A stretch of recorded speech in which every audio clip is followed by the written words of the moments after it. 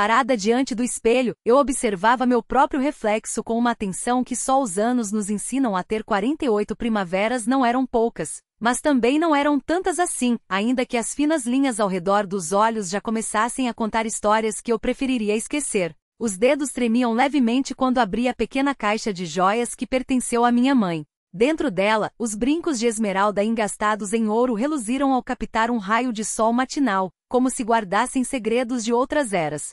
20 anos de casamento. Quem imaginaria que eu e Romã chegaríamos até aqui? Com cuidado, coloquei os brincos nos lóbulos, e de repente me vi de volta à infância, diante do rosto da minha mãe, aquele mesmo rosto que agora se repetia no meu, com as mesmas marcas do tempo gravadas na pele. Lembro-me como se fosse hoje do dia em que ela me entregou aquela caixa, suas mãos enrugadas e quentes, as veias saltadas como rios secos, mas ainda assim cheias de vida. Minha filha, esses brincos pertenciam à minha avó, disse ela com uma voz que já não era mais a mesma, fraca como um suspiro distante. Eles dão força às mulheres da nossa família nos momentos difíceis. Na época sorri, beijei sua face marcada pelo tempo e não dei importância às palavras. Que momentos difíceis! Minha vida seguia um roteiro previsível, como as colunas de um balancete, números no lugar certo, rotinas imutáveis. Era chefe de contabilidade em uma empresa comercial, onde cada centavo tinha seu devido lugar. Nosso apartamento de 2 quartos, herdado dos meus pais, havia sido decorado com esmero por Romã e por mim. As noites eram tranquilas, jantares a 2, conversas sobre o dia, planos para as férias. Enquanto fechava o colar de pérolas no pescoço, o presente de Romã pelo nosso 15º aniversário de casamento, percebi que aqueles jantares haviam se tornado cada vez mais breves. Meu marido chegava tarde falando de novos projetos, clientes promissores. Sua empresa de construção aí decolava, mas a porta da entrada bateu antes que eu pudesse sair do quarto. Até mais tarde. Não sei que horas vou chegar, disse Romã da entrada, sem sequer entrar para se despedir. Não viu os brincos da minha mãe que não eram usados há anos. Não lembrou que aquele dia era especial. 20 anos desde aquele chão de igreja na periferia da cidade, quando ele me girou nos braços, rindo sob uma chuva fina. No almoço, enquanto saía da sala de contabilidade, uma voz conhecida me chamou, Nina Viktorovna. Era Valéria, a secretária de Romã, que me alcançou junto ao elevador. Seu rosto, normalmente sereno, estava tenso. O que aconteceu? Perguntei, notando sua expressão incomum. Nada, nada, respondeu ela com um sorriso forçado. Só estava por aqui e resolvi passar. Saímos juntas para a rua. O ar de maio era suave, carregado do perfume de lilazes do parque em frente. Valéria olhava para os lados como se temesse ser vista. Quando nos afastamos do prédio, ela segurou meu braço com força. Nina Viktorovna sussurrou, quase inaudível. Tome, é sobre o seu marido. Leia em casa. Só em casa. Colocou em minha mão um papel dobrado em 4 e se afastou rapidamente, sem esperar resposta. Fiquei parada no meio da calçada, apertando aquele papel como se queimasse. Durante o resto do dia, ele permaneceu no bolso do meu paletó, e eu o verificava constantemente, como se pudesse desaparecer. Os números nos relatórios se embaralhavam diante dos meus olhos, enquanto a voz de Valéria ecoava, é sobre o seu marido. Ao chegar em casa, deixei o papel sobre a penteadeira e fiquei olhando para ele, sem coragem de desdobrá-lo. O que estaria escrito ali? Romã teria se metido em problemas financeiros? Ameaças de concorrentes? Ou algo mais pessoal? As esmeraldas dos brincos perderam o brilho na penumbra, mas eu sentia seu peso. Eles dão força às mulheres da nossa família nos momentos difíceis, repetia a voz da minha mãe em minha memória. A porta da frente bateu por volta das 10 da noite. Eu já havia preparado um jantar especial, tirei do refrigerador uma garrafa de champanhe, descongelei os filés que Romã adorava. Mas quando ele entrou na cozinha soube que não haveria celebração. Oi, Nenog, disse ele beijando-me distraído na face. Um cheiro sutil, quase imperceptível mas inconfundivelmente feminino, pairava no ar. Desculpa, estou exausto. Esses empreiteiros vão me matar. Vou tomar um banho e dormir. Nem notou a mesa posta, nem o champanhe, nem a data. Forcei um sorriso. Vá descansar. Fiquei deitada por horas, ouvindo sua respiração regular. No escuro, as esmeraldas dos brincos cintilavam fracamente sobre o criado mudo. Por volta das 3 da manhã, levantei-me em silêncio, fui até a cozinha e, sob a luz fraca da exaustora, desdobrei o papel. A letra era feminina, inclinada para a direita, cuidadosa. Uma única frase, mas cada palavra caía sobre mim como um golpe. Seu marido tem outra família. Uma casa no vilarejo Pinheiros, uma mulher chamada Marina e 2 filhos. Deslizei pela parede até o chão, tapando a boca com a mão para não gritar. Uma única ideia martelava em minha cabeça, latejando como uma ferida aberta. 20 anos. 20 anos da minha vida. De volta ao quarto, peguei os brincos da minha mãe e os apertei com força na palma da mão. As pedras cortaram minha pele, deixando marcas. Mas aquela dor física era quase um alívio diante do que dilacerava meu peito. Eles dão força às mulheres da nossa família nos momentos difíceis, murmurou a memória da voz da minha mãe. Pela primeira vez naquela noite consegui respirar fundo. Não fechei os olhos até o amanhecer. Fitei o teto, onde as sombras dos carros que passavam dançavam. Romã dormia ao meu lado tranquilo, quase ronronando. 20 anos ao lado daquele homem, e agora ele me parecia um estranho, um desconhecido ocupando metade da nossa cama. Os brincos permaneceram presos em meu punho, como se as esmeraldas pudessem absorver minha dor e transformá-la em algo diferente. Em força, talvez. Eles dão força. As palavras da minha mãe nunca haviam soado tão claras em minha mente. Pela manhã, fingi estar dormindo quando Romã acordou. Ele se levantou em silêncio, vestiu-se e antes de sair, hesitou por um instante, olhando na minha direção. Senti seu olhar através das pálpebras semiabertas, mas não me movi. O que ele pensaria naquele momento? Sentiria algum remorso? Vou para a obra. Hoje vou demorar, gritou do corredor. A porta bateu, e só então abri os olhos. A boca estava seca, a cabeça latejava pela noite em claro e pelo turbilhão de pensamentos. Marina. Uma casa em Pinheiros. 2 filhos. As palavras pulsavam em minha mente, rasgando cada neurônio. Levantei-me devagar. Preparei um café que não consegui tomar, a garganta estava fechada. Lá fora, a cidade seguia seu ritmo. Pessoas apressadas, risadas distantes. A vida continuava, indiferente ao meu mundo desmoronando. De repente percebi que não podia ficar parada, esperando. Precisava de provas. Precisava da verdade, por mais cruel que fosse. Vesti-me, coloquei os brincos da minha mãe e, com determinação, segui em direção ao escritório de Romã. Aquele pequeno cômodo ao lado da sala sempre. A porta da frente. Antes de tocar a campainha, hesitou por um instante, quase como se, mesmo depois de anos de mentira, ainda sentisse um resquício de culpa. Então a porta se abriu. Uma mulher apareceu no batente, magra, de cabelos castanhos presos em um rabo de cavalo despojado. Vestia uma camiseta branca simples e calça jeans, as mãos ainda úmidas, como se tivesse acabado de lavar louça ou arrumar algo na cozinha. Marina. Seu rosto se iluminou ao vê-lo, e por um segundo, antes que ela se jogasse em seus braços, pude ver o sorriso genuíno, aquele que Romã já não me dedicava há tanto tempo. Você veio. Sua voz era suave, quase infantil na alegria. Ele a abraçou com uma naturalidade que doía, como se aquele gesto fosse o mais comum do mundo, como se ela fosse o comum, como se eu é que fosse a intrusa. Claro que vim. Trouxe umas coisas para os pequenos, respondeu, entregando-lhe o pacote. Ela o tomou com ambas as mãos, como se recebesse um presente precioso, e só então seus olhos caíram sobre o carro estacionado na rua. Por um instante senti o coração parar. Será que ela nos tinha visto? Mas não, seu olhar apenas varreu o entorno com a desconfiança instintiva de quem protege algo valioso. Depois, virou-se para dentro da casa e gritou. Maxine, Dasha. Papai chegou. O som daquelas palavras foi como uma faca. Papai. Não tio Romã, não amigo da família. Papai. E então, como se o universo quisesse garantir que eu não tivesse dúvidas, 2 crianças correram em direção a ele, um menino de uns 8 anos, com os mesmos olhos castanhos claros de Romã, e uma menina menor, de tranças desalinhadas, que se atirou em suas pernas com um risinho agudo. Ele as pegou no colo, uma em cada braço, e as girou no ar, enquanto elas gritavam de felicidade. Cuidado, Romã, você vai deixá-las tontas. Riu Marina, mas não havia reprovação em sua voz, apenas cumplicidade. Ele as depositou no chão e agachou-se para ficar na altura delas. E aí, meus campeões? O que vocês andaram aprontando enquanto eu não estava? A menina Dasha segurou seu rosto entre as mãozinhas e beijou sua bochecha. Eu te amo, papai, disse, com uma clareza que cortou minha alma em pedaços. Romã fechou os olhos por um segundo, como se aquelas palavras fossem uma bênção. Depois olhou para Marina. E entre eles passou algo tão íntimo, tão real, que me senti uma voyeurista observando uma cena que nunca foi meã para os meus olhos.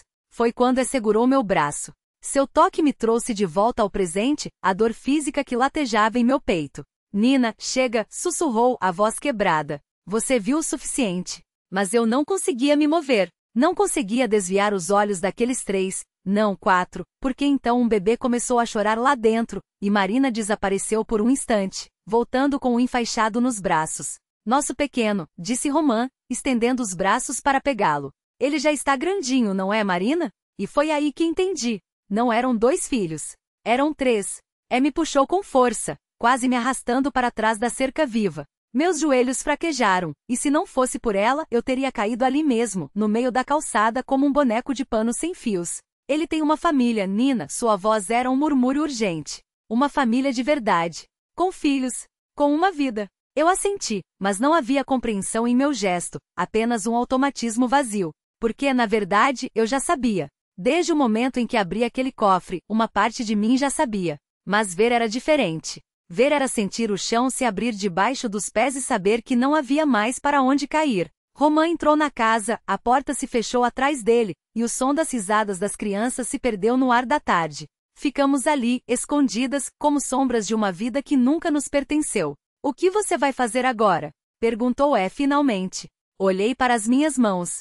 Elas tremiam. Mas quando toquei as cerejas da minha mãe, senti algo além da dor, uma centelha de algo frio e duro, como aço. Vou voltar para casa, respondi, e minha voz soou estranhamente firme. Porque é lá que ele vai estar hoje à noite. E eu preciso estar lá quando ele chegar. O portão de ferro rangiu levemente quando ele tentou abri-lo. Mas antes que conseguisse, a porta da casa se escancarou, e 2 crianças correram para a varanda. Um menino de uns 8 anos e uma menina mais nova. Atrás deles, surgiu uma mulher de vestido claro estampado, esbelta, com os cabelos louros presos em um coque desarrumado.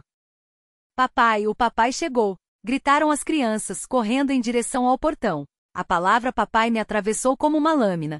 Sem querer, apertei com força o braço de Helena. Romã abriu um sorriso largo, estendeu os braços. A menina foi a primeira a se jogar nele, e ele a ergueu no ar, fazendo-a girar. Seu riso agudo ecoou pela rua. Depois, o menino, mais contido mas não menos feliz, abraçou-o pela cintura. Machinka Dashenka, disse Romã, afagando os cabelos das crianças. Como vocês cresceram em uma semana só? Olha só, Max, logo você vai me ultrapassar. A mulher, Marina, aproximou-se por último. Romã a puxou pela cintura, beijou-a nos lábios com ternura. Ela se encostou nele com uma confiança tão absoluta, um olhar tão cheio de amor, que me faltou o ar. O que você trouxe? O que tem no pacote? Perguntou o menino, já esticando as mãos para os presentes. Espere aí, bandido, brincou Romã, afastando-o com carinho. Primeiro cumprimente o papai direito, aí a gente vê o que tem aqui. Olá, papai, disse a menina, e Romã a levantou nos braços novamente. Olá, princesa. Entraram em casa, mas minutos depois voltaram ao quintal. O menino chutava uma bola nova, e a menina apertava contra o peito uma boneca grande. Romã tirou o paletó, arregaçou as mangas e começou a jogar futebol com o garoto, com entusiasmo, como se fossem iguais. Ele nunca riu assim quando chegava em casa, sussurrei, sentindo algo gelar dentro de mim. Nunca jogou assim. Nunca me olhou como olha para eles. Helena me encarou com preocupação. Nina, vamos embora? Você já viu o suficiente. Balancei a cabeça. Agora que o choque inicial tinha passado, uma onda de raiva subia dentro de mim. 20 anos, falei baixo. 20 anos com um homem que mentiu tão bem por tanto tempo. Não, eu preciso falar com ela. Com Marina. Tem certeza? Helena duvidou. Isso pode acabar mal. Pior do que já está? Respondi saindo do nosso esconderijo. Espere aqui. Atravessei a rua e parei diante do portão. A cena no quintal era perfeita. Um homem, uma mulher, 2 crianças felizes. Só que aquele homem era meu marido. Meu, não dela. Observei-os por mais alguns minutos. Romã disse algo, beijou Marina, afagou as cabeças das crianças e se dirigiu ao carro. Já volto, meu amor, sua voz chegou até mim. Só vou até a loja e já estou de volta. Meu amor, ele não me chamava assim há anos. Esperei até que o carro desaparecesse na curva. Só então abri o portão. Marina não me viu de imediato. Estava ajudando a filha a vestir a boneca nova. Dashenka, cuidado com o vestidinho. Ele é bem delicado, dizia, mostrando as rendas finas. Vê como são fininhas. Boa tarde, falei, e minha voz soou mais firme do que eu esperava. Ela levantou a cabeça, confusa. Boa tarde, respondeu com um tom de dúvida. Você está procurando alguém? Você? Marina se levantou, sacudiu o vestido. Quem é você? Romã não mencionou nenhuma visita. Sou a esposa dele, disse, sem rodeios. A esposa legítima. Seu rosto mudou instantaneamente. Empalideceu, a mão foi ao pescoço. O quê? Do que você está falando? Balbuciou. Romã se divorciou da esposa há 3 anos. Ele me mostrou os papéis. Ele mentiu. Dei um passo à frente. Estamos casados há 20 anos. Nunca nos divorciamos. Mamãe, a menina olhava para mim, curiosa. Quem é essa tia? Dashenka, querida, vá brincar com o Machim por enquanto. Marina forçou um sorriso. Preciso conversar com a visita. As crianças se afastaram relutantes, mas continuavam espiando. Vamos para dentro, indicou a varanda. Precisamos conversar a sós. A cozinha era clara, espaçosa, com eletrodomésticos novos e um canto de jantar aconchegante. Nas paredes, desenhos infantis emoldurados. Na geladeira, ímãs com fotos da família. Em uma delas, Romã abraçava Marina diante de uma paisagem de resort. Pareciam felizes. Sente-se, ofereceu Marina, ocupando a cadeira à minha frente. Eu, não entendo, gaguejou. Romã me mostrou a certidão de divórcio há 3 anos. Disse que a ex-esposa dele tinha sérios problemas de saúde, que o divórcio tinha sido difícil, que ele não pôde abandoná-la antes porque eu era doente. Interrompi, com um riso amargo. Doente em que sentido? Mentalmente? Ela hesitou, envergonhada. Desculpe. Ele falava que você tinha problemas de adequação, que precisou de tratamento, que ele não podia deixá-la sozinha por anos, mas que os médicos disseram que você tinha melhorado, e aí ele finalmente conseguiu se divorciar. Ouvi aquela mentira tão bem construída, tão meticulosa, que quase admirei a criatividade de Romã. Tudo invenção, Marina, disse por fim. Nunca tive nenhum problema psicológico. Romã e eu moramos juntos em um apartamento na Avenida Lenin. Sou a contadora-chefe da Torg Service. Toda noite, enquanto ele está aqui com vocês, ele janta comigo, dorme na nossa cama, planeja férias comigo. Não, ela abanou a cabeça, desesperada.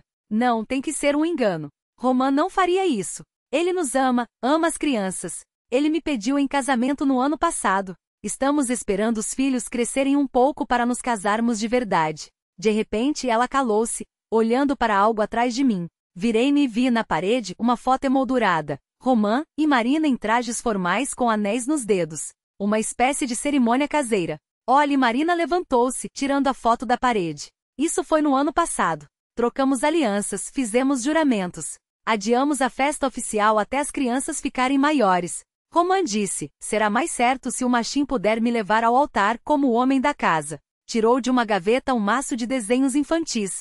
Veja, em todos tem a casinha e as figurinhas, o papai alto de bigode, a mamãe de cabelo longo, e os 2 pequenos, Machim e Dashenka. Eles o adoram. Para eles, ele é um pai de verdade. Diferente do meu ex-marido, que nos abandonou quando a Dashenka tinha só 2 anos, acrescentou, afundando de repente na cadeira. Os ombros tremeram.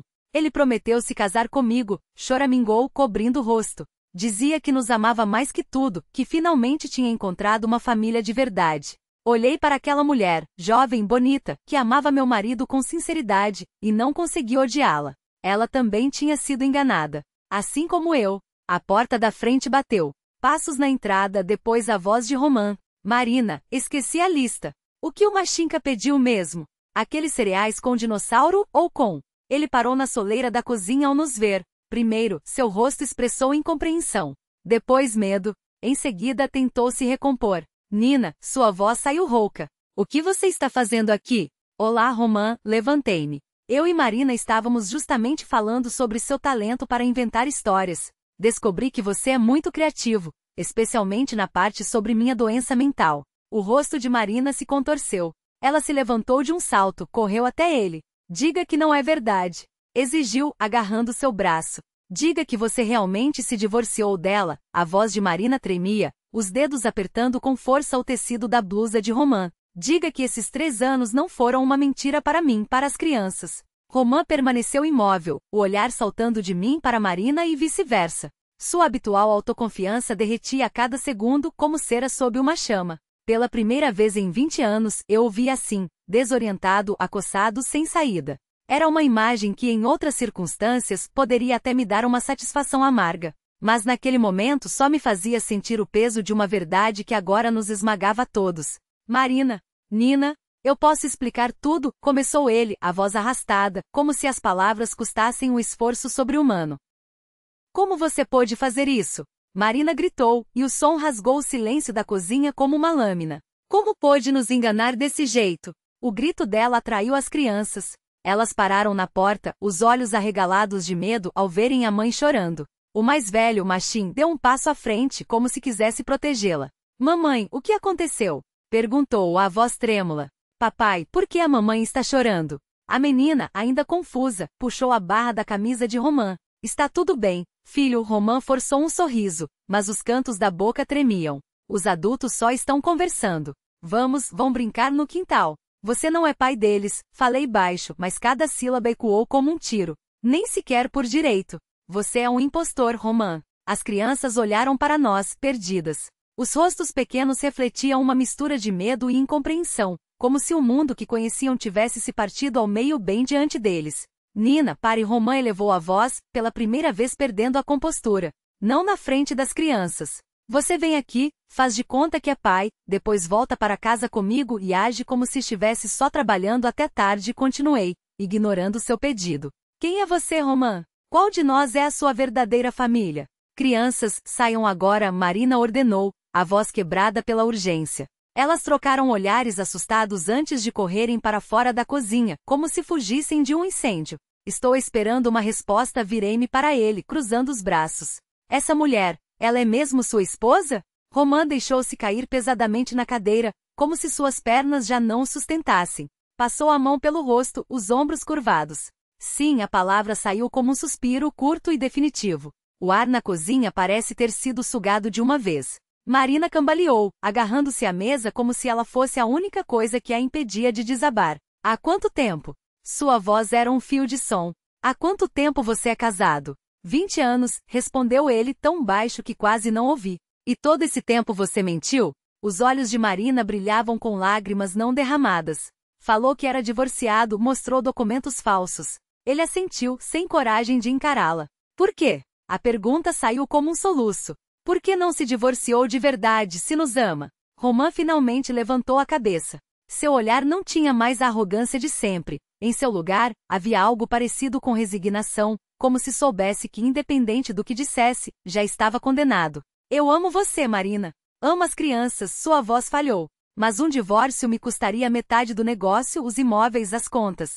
Eu perderia tudo. Então é por dinheiro. Marina riu, um som seco, sem alegria. Você nos enganou por anos por causa de dinheiro. Não é só isso. Ele estendeu a mão para tocá-la, mas ela recuou como se tivesse levado uma queimadura. Eu realmente amo vocês, continuou, as palavras saindo atropeladas. Só me perdi. Quis que tudo desse certo aqui e lá. Não queria magoar ninguém. Não havia arrependimento em sua voz. Só o lamento egoísta de quem é pego em flagrante, não pela dor que causou, mas pela inconveniência de ter sido descoberto. E então, como um clique interno, algo dentro de mim se desligou. Não sentia raiva. Não sentia dor. Nem mesmo amor. Apenas um cansaço infinito, como se tivesse carregado um fardo por quilômetros e só agora pudesse finalmente deixá-lo cair. Vou entrar com o divórcio, Romã. Levantei-me, a voz firme. E pode ter certeza, ele vai custar caro para você. Saí da casa sem olhar para trás, deixando-os para se destruírem sozinhos. Os brincos de esmeralda da minha mãe puxavam minhas orelhas, um peso familiar e reconfortante. Não eram apenas joias, eram um lembrete de que, apesar de tudo, eu ainda tinha forças para seguir em frente. Capítulo 3. O encontro com a realidade.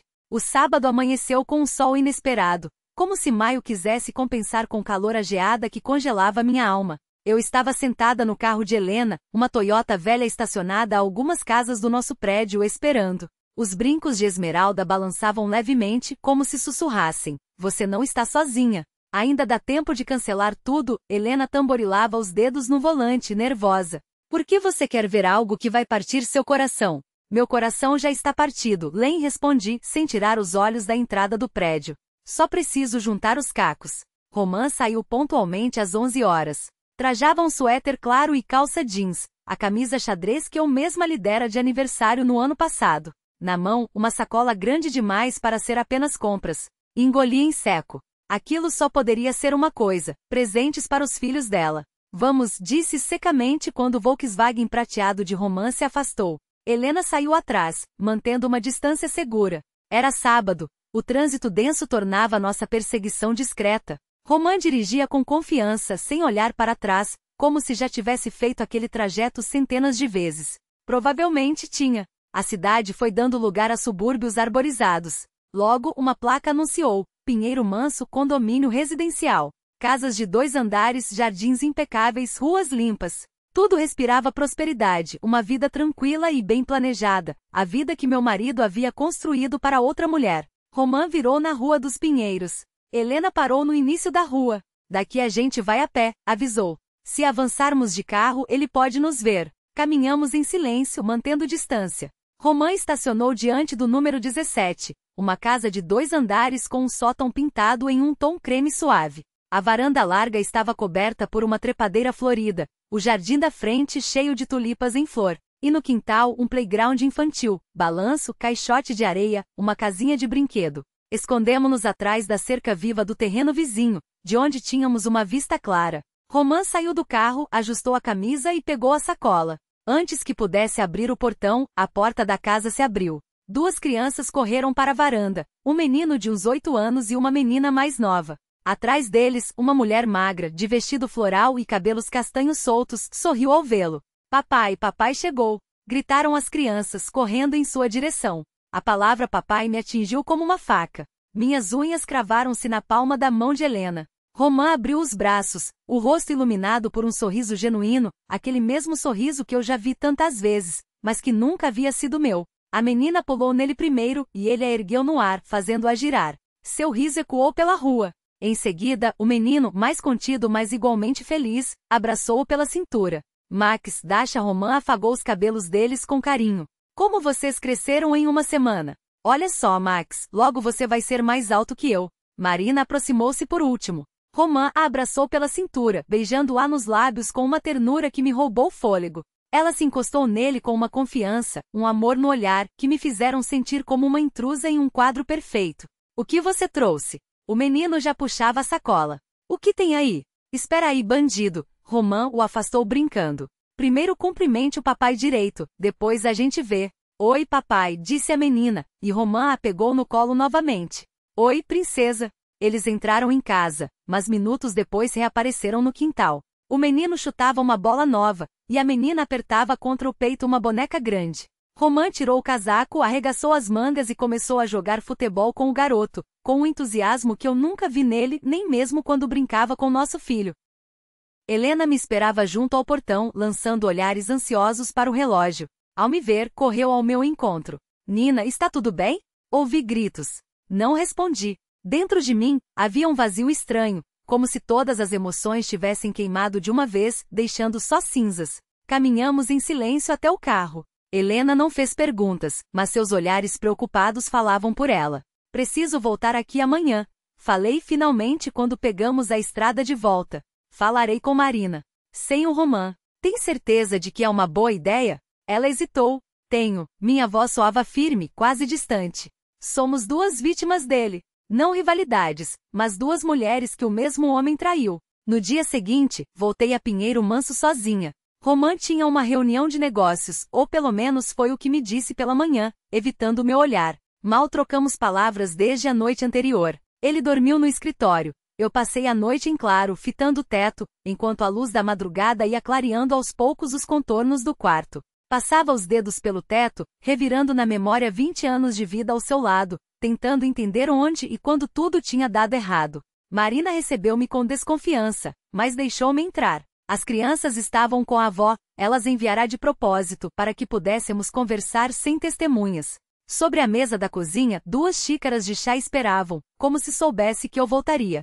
Eu sabia que você voltaria, disse Marina, convidando-me a sentar. Depois que você foi embora ontem, Romã. Nós falamos muito. Ele está aqui? Não, saiu ainda ontem à noite. Um sorriso amargo distorceu seus lábios. Disse que precisava pensar em tudo. Ficamos uma frente à outra, 2 mulheres que amaram o mesmo homem, 2 vítimas de suas mentiras. Marina parecia abatida com olheiras fundas. Será que eu também estava assim? Anne? Ela quebrou o silêncio primeiro. Quero que saiba, eu não sabia de você. Ou melhor, sabia que Romã era casado, mas ele jurava que o divórcio já estava feito há anos. Eu acredito, respondi, assentindo. Romã é mestre em mentir. Durante 20 anos me enganou. Não vejo motivo para não ter feito o mesmo com você. Marina envolveu a xícara com as mãos, como se buscasse calor. Sabe o que é pior? Esta casa. Achava que era nossa, minha e das crianças. Ele dizia que estava em seu nome só por questões jurídicas, que depois passaria para mim. Ontem, depois que você foi embora, confessou, a casa é toda dele. Pago 30 mil rublos por mês supostamente para despesas, mas na verdade é como se fosse aluguel. E de onde vem esses 30 mil? Seu riso foi seco. Ele mesmo me transfere. Todo mês dizia que era para as crianças, para a educação, a alimentação. Oficialmente 30 mil, o resto eram presentes. Agora entendo por que insistia tanto para que tudo ficasse em seu nome, para que eu não pudesse reclamar nada. Ouvi em silêncio. Roman não era apenas um mentiroso, era um manipulador calculista. Tudo planejado, tudo contabilizado. Ele me dizia coisas estranhas sobre você, continuou Marina, olhando para o lado. Que você era instável, que tinha uma doença rara, e por isso não podia deixá-la, mesmo sem amor. Que você, sua voz falhou. Que você poderia fazer algo contra si mesma se ele fosse embora. Balancei a cabeça, incrédula. Que maneira engenhosa de me pintar como louca, como alguém que precisava de controle. O Pradani perfeito. Agora entendo porque ele nunca oficializou nada com você, falei, afastando minha xícara. Assim não precisava explicar que já era casado. Uma bela cerimônia, anéis, promessas e 0 obrigações legais. Marina assentiu, os olhos brilhando. 4 anos. 4 anos da minha vida. As crianças o chamam de pai, o amam. O que vou dizer a elas? De repente, senti uma pena infinita por aquela mulher. Jovem, bonita, poderia ter encontrado amor verdadeiro, construído uma família de verdade. Em vez disso, desperdiçou anos com um homem que a usou da mesma forma que me usou. Diga-lhes a verdade, falei com suavidade. Não agora, não hoje. Quando estiverem prontas para entender. Conversamos por quase 1 hora sobre Roman, sobre como ele teceu sua teia de mentiras em torno de nós duas, sobre como cada detalhe do engano foi cuidadosamente arquitetado. O que você vai fazer? Perguntou Marina quando me levantei para ir. Vou me divorciar dele, respondi sem hesitar. E vou lutar para receber tudo que me é devido por lei. Anna Borisovna Krylova, a advogada especializada em direito de família, não era uma mulher jovem, mas tinha um olhar penetrante e maneiras profissionais. Helena a recomendara como a melhor da cidade, não a mais barata, mas a que sempre obtinha resultados. Seu caso é complexo, mas interessante, disse Anna Borisovna, examinando os documentos que levei. Vamos começar determinando o que você tem direito por lei. Nas 2 horas seguintes, analisamos metodicamente o patrimônio acumulado ao longo dos anos. Oficialmente, Roman não tinha muito, 3,5 milhões de rublos em contas, um apartamento, um carro. Mas eu sabia que seus principais ativos sempre ficaram na sombra. Segundo meu marido, sua empresa vale cerca de 18 milhões, falei. Mas não tenho certeza se conseguirei provar. Provar é o meu trabalho, respondeu a advogada, sorrindo pela primeira vez. Se essa cifra estiver próxima da realidade, você tem ótimas chances de receber metade. 9 milhões de rublos. Não é uma compensação ruim por 20 anos de casamento, não acha? Não se trata só de dinheiro, balancei a cabeça. Quero justiça. Quero que ele pague por suas mentiras. E ele vai pagar, assentiu Anna Borisovna. Meu honorário é de 10% do valor que conseguirmos recuperar. Então, pode ter certeza de que farei de tudo para encontrar cada rublo que ele escondeu. Voltei para casa em um estado estranho. Havia determinação dentro de mim, mas também uma amargura que não vinha do divórcio em si, e sim da certeza de que 20 anos da minha vida tinham sido gastos com alguém que não valia um único dia. Roman esperava por mim na sala. Estava sentado na poltrona, encurvado com um copo de uísque na mão. Nunca o vira tão desorientado, tão longe de sua habitual autoconfiança. Onde você esteve? Perguntou, sem erguer os olhos. Com a advogada, respondi tirando o casaco. Conhece essa Anna Borisovna Krylova? Ele estremeceu. O nome claramente lhe era familiar. N, precisamos conversar, finalmente levantou o olhar. Vamos resolver tudo de forma amigável, sem advogados, sem tribunais. Já é tarde, Roman. Escute. Ele se levantou, aproximando-se. Eu sei que errei, mas não vamos complicar as coisas. Nos divorciamos em paz. Eu lhe dou 3 milhões. É o suficiente para uma nova casa, até melhor que a nossa. Você começa uma nova vida. Olhei para aquele homem outrora amado cujos traços eu conhecia tão bem, e agora tão estranho, e não senti nada além de cansaço. Quero justiça, Roman, falei com calma. Metade de tudo que construímos juntos. Não 3 milhões, mas 9, pelos cálculos mais modestos. Seu rosto mudou. A máscara de cordialidade caiu, revelando o que havia por trás, um cálculo frio, uma raiva contida. Você quer me arruinar? Quase gritou. Tenho compromissos com os funcionários, com os sócios, com a Marina, afinal. E eu tive 20 anos da minha vida com um mentiroso, respondi, sentindo uma calma inesperada preencher meu peito. 20 anos em que acreditei em cada palavra sua, em que me culpei por não conseguir lhe dar filhos, enquanto você brincava de ser pai com os de outra. Seja sensata, Anne, seu tom ficou ameaçador. Você não vai provar nada. Oficialmente, esse dinheiro não existe. Se insistir, não levará nada. Aproximei-me do espelho e ajustei os brincos de esmeralda da minha mãe. As pedras captaram a luz, brilhando com um fogo verde. Vou provar, falei, olhando para meu reflexo. A justiça está do meu lado. Roman praguejou, agarrou a jaqueta e saiu batendo a porta com força. Não corri atrás dele, não liguei para saber aonde foi. Sabia que ele iria para o Pinhal, para Marina, buscar consolo, reclamar da minha ganância. Isso já não importava. Na manhã seguinte, protocolou o pedido de divórcio. A campainha tocou enquanto eu separava as coisas de Roman. Depois de entrar com o processo, ele se mudará, dizendo que ficaria na casa de um amigo por um tempo. Ambos sabíamos que na verdade tinha ido para Marina, mas fingíamos acreditar naquela versão. Os últimos vestígios. Na porta estava Valéria, a secretária de Roman. A mesma que anos antes me entregará aquele bilhete que virara minha vida de cabeça para baixo. Ela parecia abalada, torcendo a alça da bolsa entre os dedos. Nina Viktorovna, desculpe incomodá-la, disse com um tom de urgência na voz. Posso entrar? Deixei-a passar, conduzindo-a até a cozinha. Minha mãe sempre dizia que conversas difíceis fluem melhor com uma xícara de chá nas mãos. Valéria envolveu a porcelana com as palmas como se buscasse calor antes de soltar. Roman Valerievich me demitiu. Seus olhos brilharam, mas ela engoliu o choro. Disse que era um corte de custos, que minha posição estava na lista. Mas eu sei a verdade. Ele descobriu que fui eu quem lhe entregou aquele papel, suspirei sincera. Sinto muito. Não queria que você perdesse o emprego por minha causa. Ela balançou a cabeça firme. Não foi por você. Foi por ele. Fez uma pausa, olhando para o chá como se nele estivesse a resposta. Há anos eu sabia da vida dupla dele. Ajudei a comprar presentes para clientes que na verdade iam para Marina e as crianças. Organizei viagens de trabalho, que eram férias com eles em resorts. Me dava nojo, mas eu calava. Sua voz tremeu. Até que ele começou a me assediar. Dizia que eu devia ser grata por ter um emprego. Foi quando decidi que você merecia saber a verdade. Tirou da bolsa um pendrive preto e o colocou sobre a mesa entre nós. Aqui tem coisas que podem ajudar você no tribunal. Roman não sabe que eu tenho essas cópias. Seus dedos indicaram o dispositivo. Mensagens dele, documentos reais da empresa, tudo que ele escondeu de você. Olhei para aquele pequeno retângulo como se fosse uma bomba prestes a explodir. Mas, por que arriscar tudo isso? Ela me encarou direta. Porque o que ele fez com você está errado. E o que fez comigo também. A amargura transpareceu em seu sorriso cansado. Cansei de ser cúmplice das mentiras dele. Quando Valéria foi embora, liguei o computador com as mãos trêmulas. O conteúdo da flash era uma mina de ouro e de traição.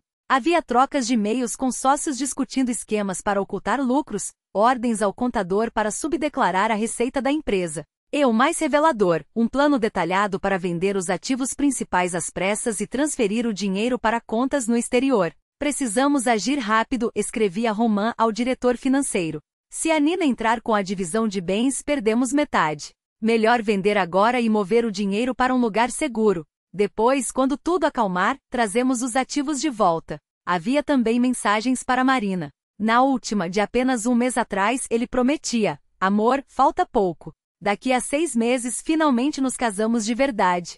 Já organizei tudo. Recostei-me na cadeira tentando absorver o impacto. Roman não apenas mentia, ele arquitetara um plano para me deixar sem nada. Os 3 milhões que oferecerá como acordo amigável eram só uma cortina de fumaça. Na realidade já estava esvaziando tudo que havíamos construído juntos. O telefone tocou, interrompendo meus pensamentos. Era Marina. Sua voz soava abalada, quase desesperada. Nina Viktorovna, podemos nos encontrar? Preciso falar com você. Marcamos um ponto neutro, o parque perto do centro, onde as árvores altas abafavam os ruídos da cidade. Ela já estava lá junto à fonte, torcendo a alça da bolsa exatamente como Valéria fizera horas antes. Encontrei uns documentos, disse, sem preâmbulos. No escritório de Roman, quando procurava as chaves reservas da garagem. Seus olhos buscavam os meus, cheios de uma raiva fria. Você faz ideia de quanto dinheiro ele tem de verdade? Assenti, lenta. Tenho uma noção. Cerca de 18 milhões em ativos. Exato. Ela quase gritou, e um casal de idosos no banco ao lado virou-se, curioso. Marina baixou a voz, mas a intensidade permaneceu. Ele me fazia de idiota. Dizia que mal conseguia pagar as contas, que não podia nos dar uma casa melhor. E o tempo todo milhões. Respirou fundo. Contei tudo a você porque hesitou. Porque acho que ele também mentiu para mim. Foi então que lhe falei das provas que Valéria me dera. Dos planos de Roman para vender tudo e sumir com o dinheiro. De como, na verdade, ele pretendia deixar as duas no prejuízo. Então a história do casamento era mentira também, murmurou Marina, os dedos brancos de tão apertados na bolsa. Ele jurava que em 6 meses estaríamos juntas. Mas, pelo jeito, só queria tempo para esconder tudo. Acho que sim, confirmei, sentindo o peso da decepção dela como se fosse minha. Ela parou de repente, virando-se para mim com uma determinação que não vira antes. Vou ajudar você. Sua voz não admitia réplica. Darei depoimento no tribunal. Contarei como ele escondia dinheiro, como me enganava. Tudo o que puder servir. Tem certeza? Perguntei, surpresa. Isso pode complicar as coisas para você. Tenho. Seu queixo se ergueu. Somos 2 vítimas dele, como você mesma disse. Não vou deixar que ele continue nos usando. Assim, sem planejar, nasceu uma aliança improvável. Não por afeto, não por conveniência, mas por uma sede comum de justiça. 2 mulheres, de lados opostos de uma mesma mentira, unidas pelo desejo de ver a verdade vir à tona. No tribunal, enquanto ajustava os papéis com Ana Borisovna para protocolar as novas provas, esbarrei em um homem alto de terno impecável. Ele se desculpou ao ver os documentos caírem, agachando-se para ajudar-me a recolhê-los. Processo de divórcio? Perguntou, notando o cabeçalho dos papéis. Pelo volume, deve ser um caso complexo. Sim, respondi, arrumando a pasta. Meu marido está ocultando ativos. Seus olhos se estreitaram ao ler o nome no documento. Petrov? Repetiu, surpreso. Desculpe, vi a assinatura. Sou Piotr Ivanovich Sokolov, advogado. Estendeu a mão. E pelo que me lembro, conheço seu marido. Cruzamos caminhos no tribunal arbitral ano passado. Aquilo poderia ser uma coincidência. Ou não. Sentamos em um café em frente ao fórum, onde Piotr Ivanovich ouviu minha história entre goles de café preto. Quando perguntei por que queria ajudar de graça, ele apenas sorriu seco. Não suporto injustiça. Seu tom era calmo, mas as palavras afiadas. E o que seu marido está fazendo é exatamente isso. Inclinou-se levemente para a frente. Além do mais, tem uma conta pessoal a acertar com ele. Naquele caso, usou métodos questionáveis contra meu cliente. Piotr Ivanovich revelou-se um trunfo inesperado. Com sua experiência, ajudou a estruturar os documentos, a rastrear os ativos ocultos de Roman. Junto com Ana Borisovna, montaram um processo tão sólido que nem mesmo os melhores advogados de Roman conseguiriam desmontá-lo. É claro que ele não ficou parado. Pressões começaram a chegar, ligações de amigos em comum, pedindo que eu não lavasse roupa suja em público, ofertas veladas para um acordo. Mas, depois de descobrir a extensão de suas mentiras, não havia mais espaço para negociação. Alô, Ninotka? É a Vera Stepanovna. A voz da antiga amiga de minha mãe, que eu não ouvia há anos, fez meus olhos ardarem. Era como se um pedaço do passado tivesse voltado para me abraçar. Vera Stepanovna. A emoção embargou minha garganta. Que bom ouvir você. Eu também, minha filha. Sua voz era doce, mas carregada de preocupação. Infelizmente, o motivo não é dos mais alegres. Soube das suas dificuldades. Nesse nosso lugarejo, notícias voam. Passamos quase 1 hora ao telefone. Contei tudo. A traição de Roman, Marina, as crianças, o processo que se avizinhava. Ela ouvia em silêncio, interrompendo apenas com suspiros ou exclamações abafadas. Sabia, Ninotka, disse quando terminei, sua mãe se orgulharia muito de você. Sua voz ganhava firmeza. Você está lutando como uma verdadeira mulher da nossa família. Não desiste, não baixa a cabeça. Uma pausa. A Vasilissa Prokofyevna sempre dizia, minha Ninotka parece quietinha, mas por dentro é puro aço. Involuntariamente, toquei as brincos de minha mãe que agora nunca tirava. Ela lhe contou sobre eles? Perguntou Vera Stepanovna, como se lesse meus pensamentos. Que davam força. Contou, respondi, sorrindo através das lágrimas. E não era só história, minha filha. Seu tom era sério, quase solene. As mulheres da nossa linhagem sempre foram fortes. Você não é diferente. Quando desliguei, senti como se tivesse recebido uma segunda dose de oxigênio. Não estava sozinha. Tia Valéria, Marina, Piotr Ivanovich, Ana Borisovna, e de algum modo até minha mãe, através da memória e daqueles brincos que agora brilhavam como um lembrete. Você é mais forte do que pensa. A preparação para o processo avançava a todo vapor. Os documentos estavam protocolados, as testemunhas prontas para depor. Valéria havia organizado todos os registros das manobras financeiras de Roman, enquanto Marina se dispôs a revelar sua vida dupla e as promessas vazias que lhe fizera. Piotr Ivanovich, com sua precisão cirúrgica, comprovou o valor real dos ativos da empresa. Finalmente a data foi marcada. Em uma semana ocorreria a primeira audiência. Ana Borisovna estava convicta da vitória. Com provas tão sólidas e testemunhas assim, a justiça será feita, Nina Viktorovna. Não tenha dúvidas, disse-me, ajustando os óculos com um gesto firme. E eu não duvidava. Os esmeraldas nos brincos de minha mãe pareciam pulsar com uma luz própria, como se sussurrassem: você não está sozinha. A força das mulheres da nossa família está com você. O julgamento, porém, durou muito mais do que eu imaginava. 3 meses de audiências, apresentação de provas, depoimentos que me faziam reviver 20 anos de casamento, só que agora, sem as lentes cor-de-rosa da ilusão. Roman se defendia com unhas e dentes. Contrataram um advogado caro, que argumentava que como esposa eu não tinha direito ao negócio construído pelas mãos do meu cliente, que minha contribuição para o patrimônio familiar fora mínima, quase simbólica, e que minhas reivindicações eram infundadas e oportunistas.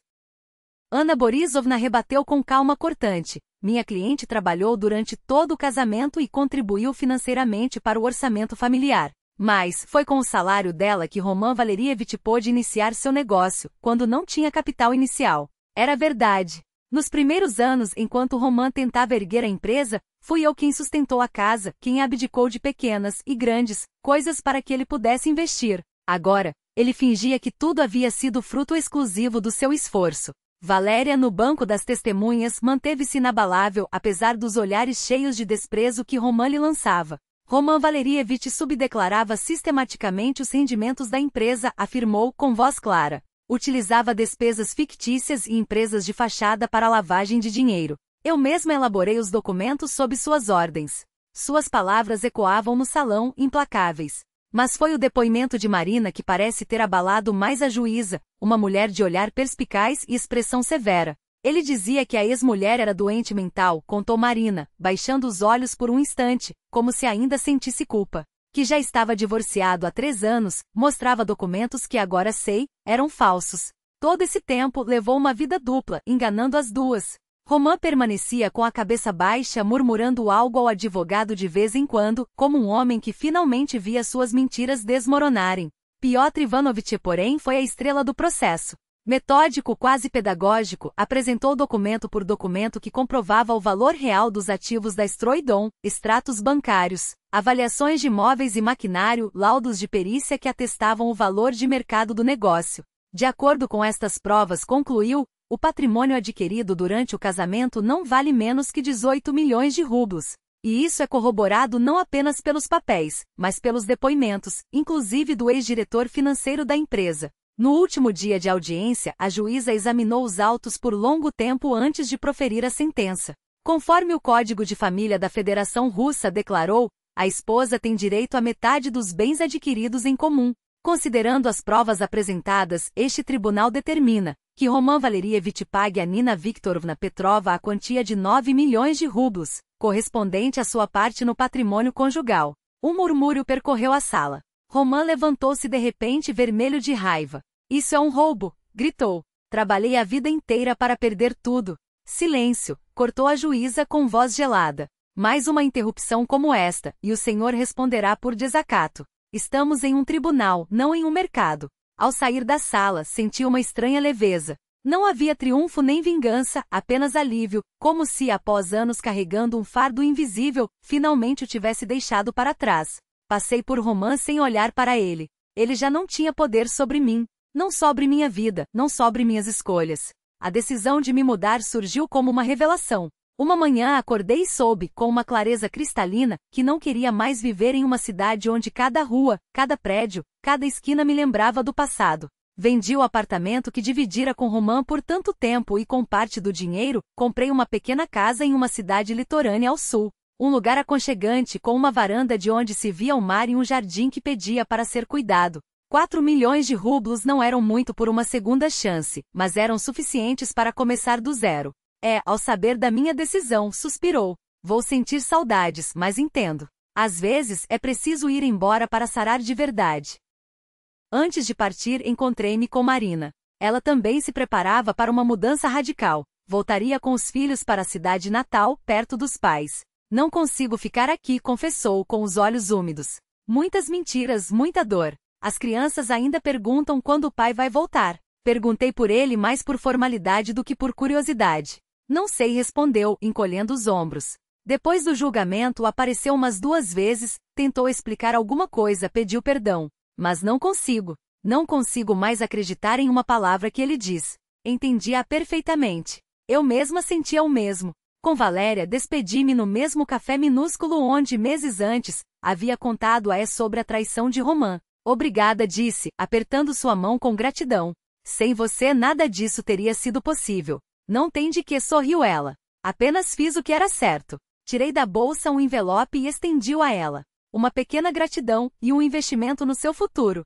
Dentro, 500 mil rublos, não era muito diante do que eu receberá no divórcio, mas suficiente para que Valéria abrisse a pequena agência de contabilidade de que sempre sonhara. Não posso aceitar, começou ela, mas a interrompi. Pode e deve. Você merece essa chance. Merece construir algo só seu. A cidade litorânea me recebeu com sol, o barulho das ondas e uma brisa salgada que parecia lavar a alma. Minha nova casa ficava em uma colina baixa, de onde se avistava o mar infinito. Pequena, mas cheia de luz, com uma varanda perfeita para tomar café ao amanhecer, observando o céu se tingir de rosa. Consegui emprego rapidamente. Uma empresa local precisava de uma contadora-chefe. Era um trabalho tranquilo, sem pressões excessivas, com um salário justo, exatamente o que eu buscava para essa nova fase. Conheci Andrei por acaso na biblioteca municipal, onde fui buscar livros sobre a história da região. Ele era engenheiro na companhia de água da cidade, viúvo, havia criado 2 filhos que já viviam suas próprias vidas em outras cidades. Nosso primeiro diálogo foi sobre livros, depois veio o café em um bar à beira-mar, então os passeios sem pressa pela orla, onde o tempo parecia fluir mais devagar. Não havia pressa, nem promessas grandiosas, nem ilusões, apenas a quietude de 2 pessoas que depois de tanto, aprendiam a confiar novamente.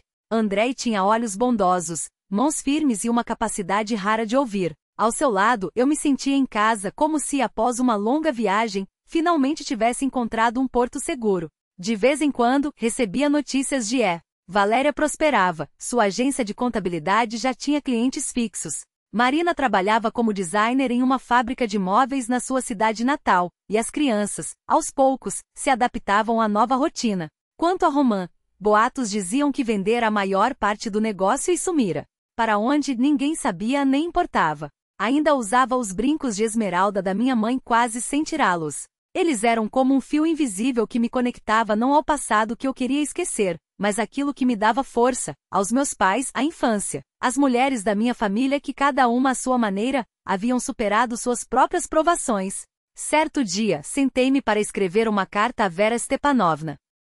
Querida Vera Stepanovna, escrevo a você da minha nova casa à beira-mar. Do lado de fora, as ondas quebram na praia, e o vento balança os galhos de uma oliveira centenária no jardim. Aqui há uma calma que eu não sentia há muito tempo. Você sabe, minha mãe tinha razão. Os brincos não têm magia, mas carregam algo mais profundo, a certeza de que não estou sozinha, de que aquelas que vieram antes de mim também enfrentaram suas batalhas e seguiram em frente. Sinto o apoio dela todos os dias como se, de algum lugar, ela observasse e aprovasse com um aceno de cabeça. Minha vida está se reorganizando. Tenho um novo trabalho, uma nova casa. E imagine só, apareceu alguém com quem é bom dividir o tempo. Não é amor, pelo menos, ainda não. Mas é amizade, respeito e um calor que me fizeram tanta falta todos esses anos. Naquela noite Andrei e eu estávamos sentados na varanda, observando o sol se derramar lentamente sobre o mar, pintando a água em tons de ouro e púrpura. O ar cheirava a jasmim e sal, e a brisa quente acariciava a pele. Em que está pensando?